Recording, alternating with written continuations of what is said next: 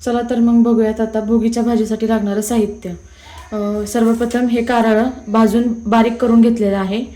हा पावटा, वाटाणा, वालीची शेंग, हरभरे एक रात्र भिजवून घेतलेले आहेत, शेंगदाणे आणि हे बटाटे आहेत साल काढून घेतलेले, वांग, टोमॅटो घेतले, 2-3 कांदे फोडणीसाठी, आणि हे वाटण आपल्याला करायचं आहे त्याच्यासाठी हे आलं, सुकं खोबरं, लसूण आणि त्यामध्ये काळे तीळ.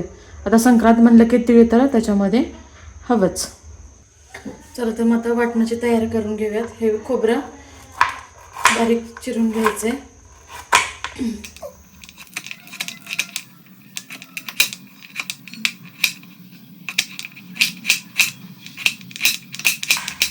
खोबरं चिरून घेतलेलं आहे. आलं पण आपण बारीक चिरून घेऊयात.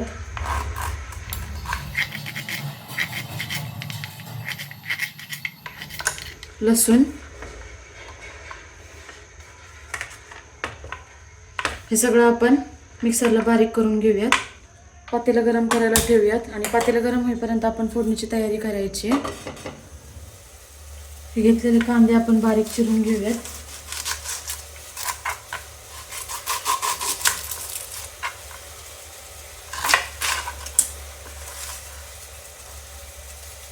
कांदा बारीक चिरायचा आहे. कांदा असा बारीक चिरून घ्यायचा आहे. कांद्यानंतर आपल्याला टोमॅटो पण चिरून घ्यायचा आहे बारीकच. कोथिंबीर चिरून घ्यायची. टोमॅटो पण बारीक चिरून घ्यायचा आहे.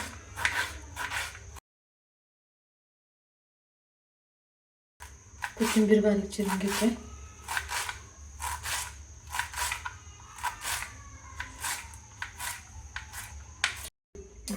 फोडणीसाठी सगळं चिरून झालेलं आहे. पातेलं गरम झालेलं आहे, त्यामध्ये आपण तेल टाकून घ्यायचे.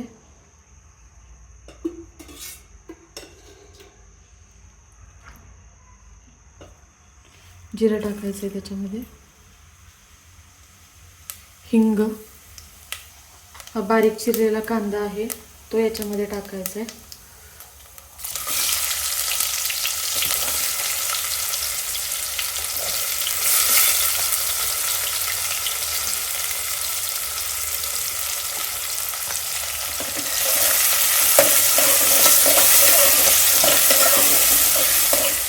कांदा चांगला लालसर होईपर्यंत भाजून घ्यायचा. कांदा छान लालसर भाजून झालेला आहे. आता ह्याच्यामध्ये आपण ज्या भाज्या घेतलेल्या आहेत त्या भाज्या टाकायच्यात. हे बारीक चिरलेलं वांग आपण टाकून घेते.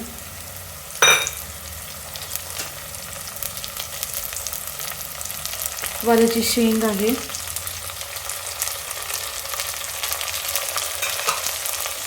हरभरा आहे. हा हरभरा ओला हरभरा मिळाला तुम्हाला तर खूपच छान.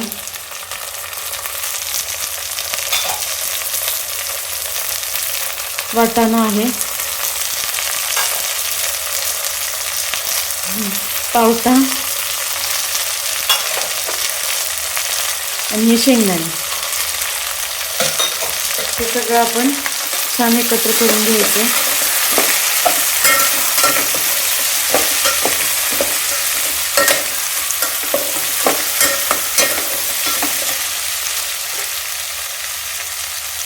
बटाटा बारीक चिरून घेतलेला आहे.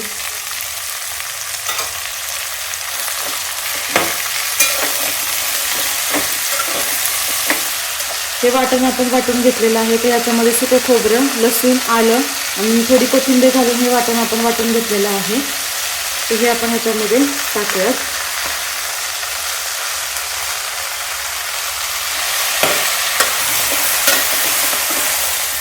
टाकलेलं आपण वाटण जे आहे ते परतवत आल्यानंतर त्याच्यामध्ये चवीनुसार मीठ आणि हळद हे आपण टाकून घेतो.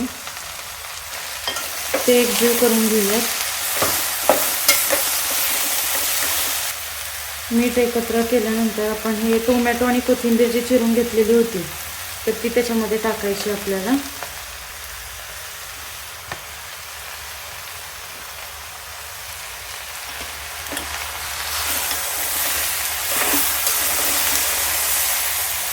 भाजी आपली छान हळद आणि मिठामध्ये परतली आहे. तर आता ह्याच्यामध्ये आपण हे लाल तिखट आणि घरचा केलेला मसाला आहे. तर आपण ह्याच्यामध्ये टाकून घेतो.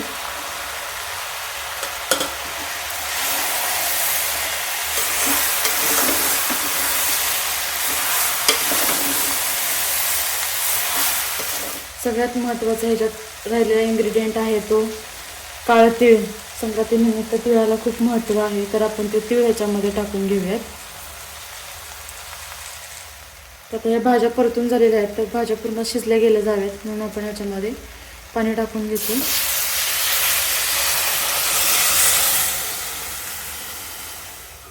पाणी टाकून घेतले तर आता सगळ्या भाज्या आपण एकजीव करून घेऊयात. भाजी थोडी शिजत आलेली आहे, तर याच्यामध्ये आपण कारळाचा कूट जो केलेला आहे, तर तो कारळाचा कूट आपण टाकून घेऊयात. कारळाच्या कुटाने भाजीला खूप छान चव येते. कूट एकजीव करून घेऊयात. भाजी छान झालेली आहे बघा.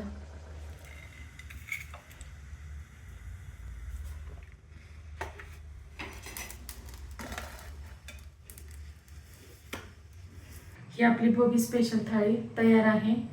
चला तर मग या सगळ्यांनी भोगी स्पेशल थाळी खायला.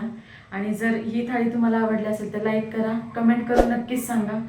माझ्या चॅनलला सबस्क्राईब करायला विसरू नका आणि इतरांनाही भोगी स्पेशल थाळी नक्की शेअर करा.